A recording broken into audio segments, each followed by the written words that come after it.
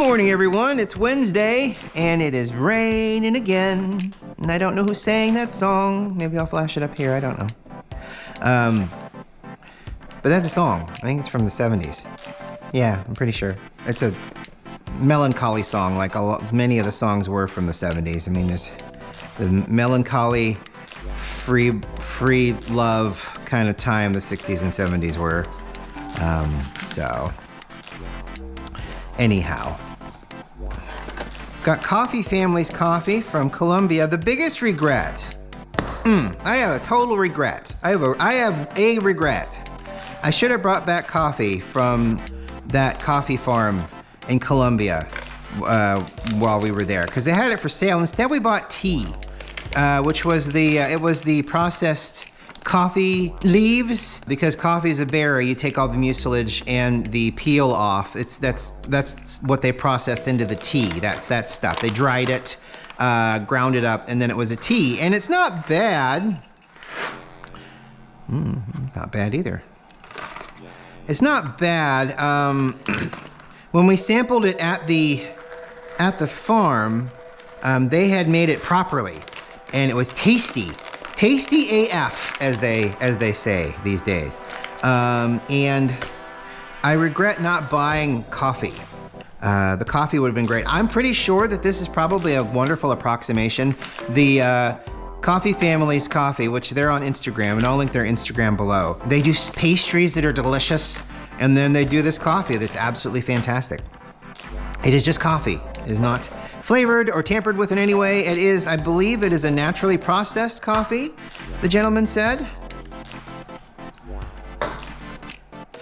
That crisis has been taken care of. I don't know why beans are escaping. I thought I had this covered pretty well. So, part of animal ownership is that. Poor Indy. Just had a pookie pook. Had a hairball. This was a hairball. It wasn't an unsanctioned pook.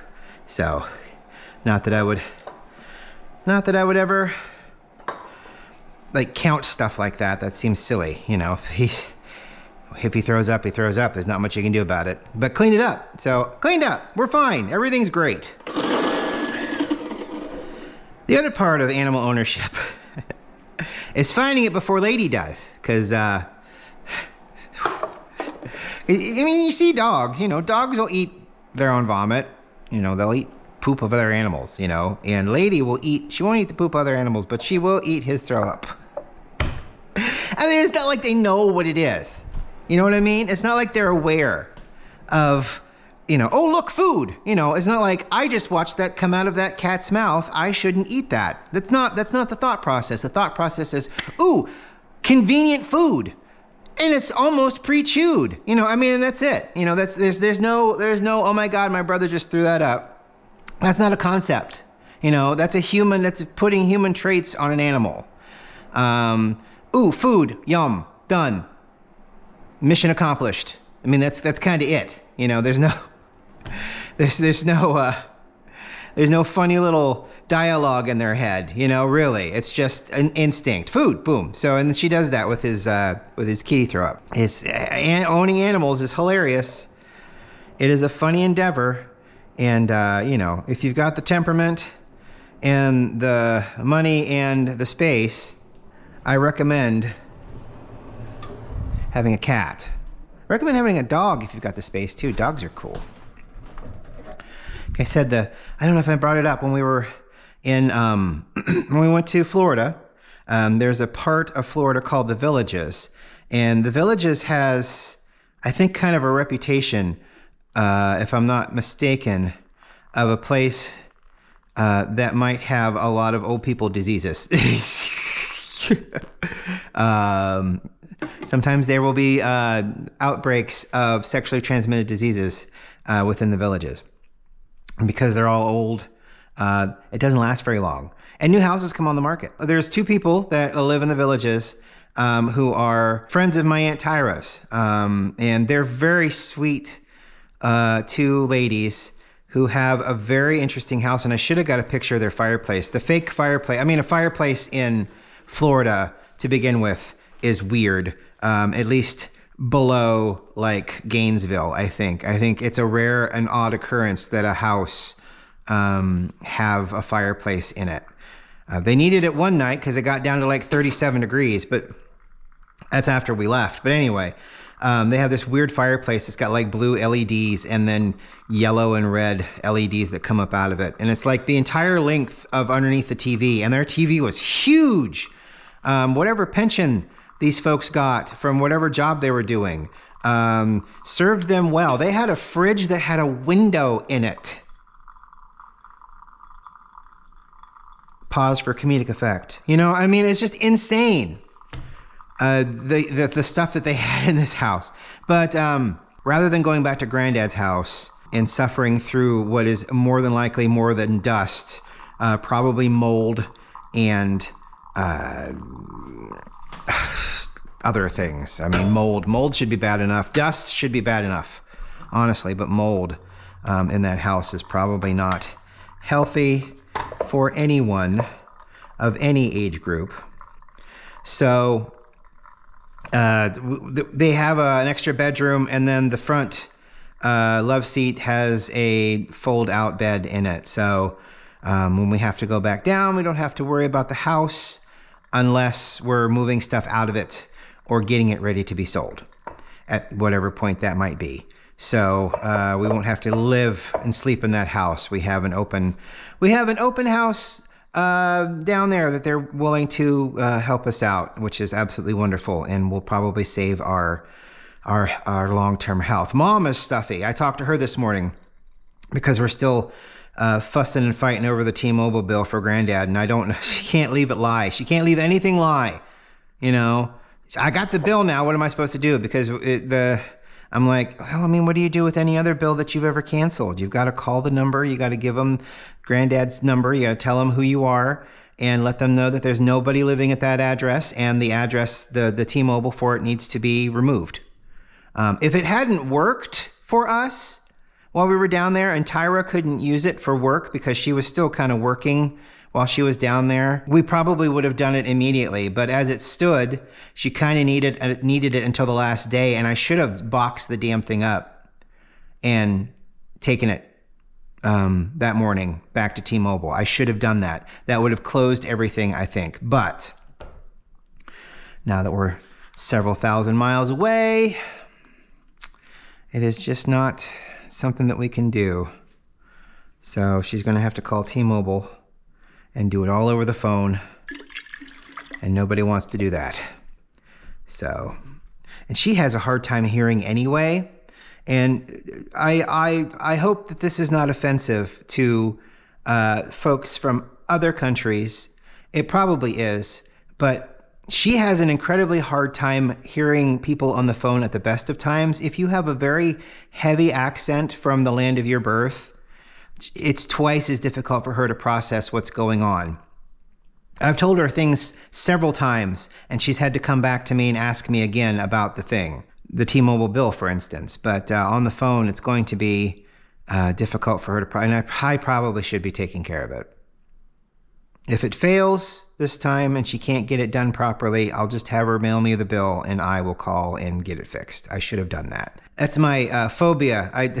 When I worked for the OSU Medical Center hospital switchboard, I already had a problem with being on the phone. I didn't really like it that much, but you know, I forced myself, and by forcing myself, I made it worse. And now I just don't want to be on the phone at all. I mean, I was like, God, I don't want to call my mother, you know? I mean, it's just, that's how it was this morning. Because she's like, what do I do about this T-Mobile bill? And I'm like, I can't explain this to you over text. I have to talk to you. So I had to call her, and I'm like, even then, I'm like, ugh, I don't want to, but I have to. So you force yourself. And once you get into the groove, it's fine. But it's that initial, I have a hard time calling to order pizza. It had gotten that bad at that switchboard. It had gotten that bad where I never wanted to take another phone call again after I quit that job. Ever. Make or take. Be on the phone, period. I'd rather be there face to face with you, you know? It's the one technology I didn't transition into well, is the cell phone. Other than the internet, you know, the fact that I can look at the internet and YouTube and Instagram and Blue Sky Social on there. You know, the fact that I can look at those things, look at my YouTube account and see what's going on. Notice that 8 people followed me while I was again away for a week. A person named Matt followed me. Matt, we are legion. It's amazing. Congratulations. Thanks for signing up. I appreciate it. Oh, and then over here, I've got dinner started. There's a roast in there and various other vegetables and root things. There's like fingerling potatoes and carrots and a whole onion and 3 garlic cloves, parsley, and beef stock. I'm gonna put it down to low so it can go for 9 to 10 hours. And then we can have roast for dinner. I don't know how it's gonna turn out, but I think it'll be fine. How can you go wrong with beef stock, potatoes, carrots, all just cooking all day? How can you go wrong with that? I think it would be incredibly difficult to go wrong with that combination of things. And now the weather can play havoc with my nose again. My nose is again full, so.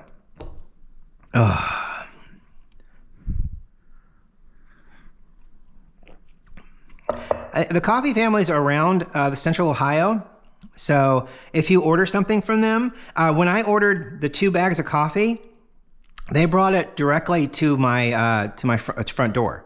Basically, the condo community around here is really freaking weird.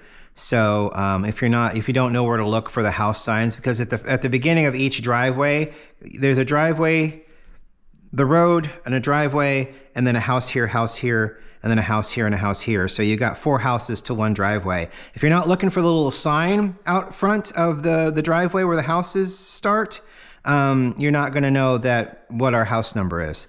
Or you're not going to see what our house number is, and you're going to be looking around because we face a field. So if you're driving by, you're not going to see our number on the front of the house.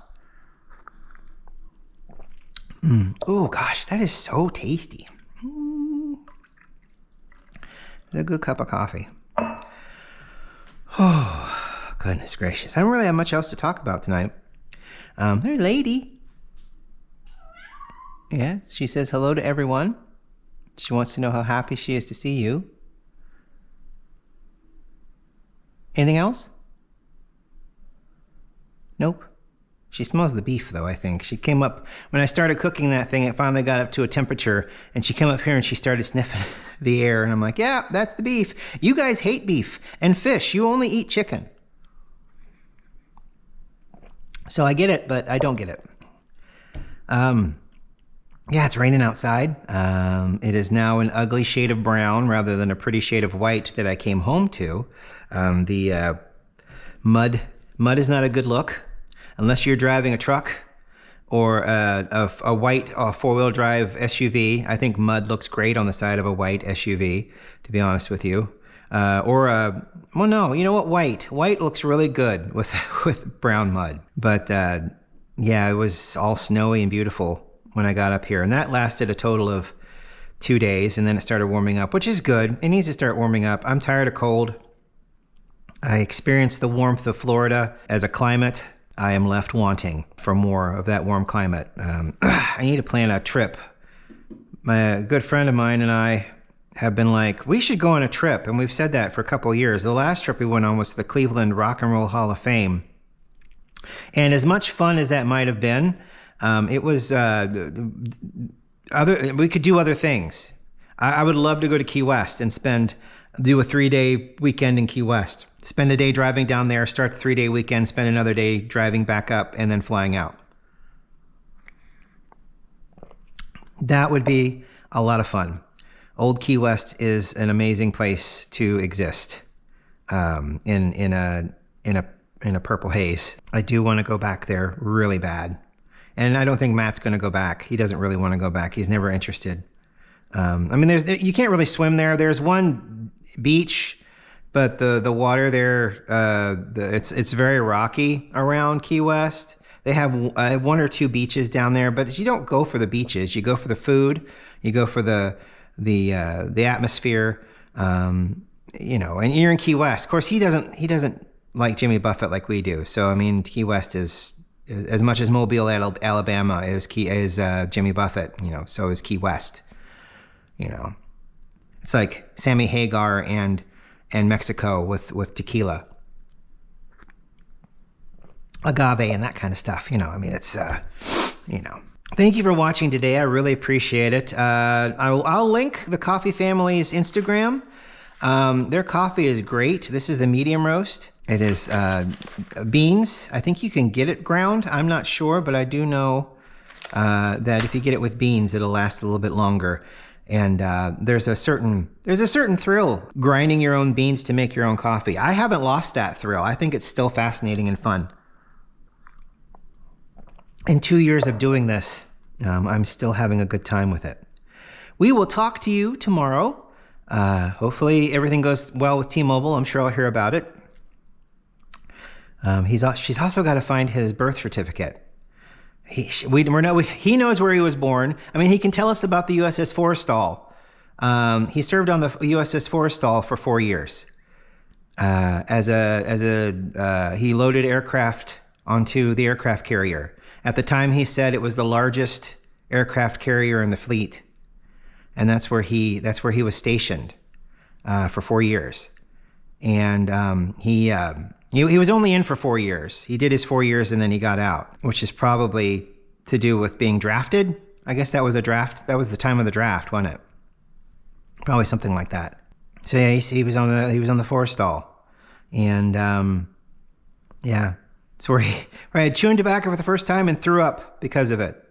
Because they didn't have cigars. He couldn't get a cigar, so they gave him one of his folks there gave him chewing tobacco to help with the tobacco cravings, and he couldn't spit in anything in lower deck, so I had to swallow it, and he threw up over the side because he had to run upstairs and throw up over the side. Yeah. So, but he'll remember that. So I figure he'll remember where he is born. He remembers a lot of things. So, I mean, it's not like his mind is going.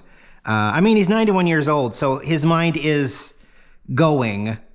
You know, there are certain things that you are just going to forget, but a lot of the core stuff is still there. So, I mean, all Mom has to do is ask him, and he'll be able to tell her where he was born, and she's going to have to find a birth certificate. We found Grandma's birth certificate, but I don't ever remember seeing Granddad's. So she's going to have to order it, and hopefully, you know, it'll get here in time to do what needs to be done. So anyway, that's that update. We will talk to you tomorrow. I hope you have a great day. See you later. Bye.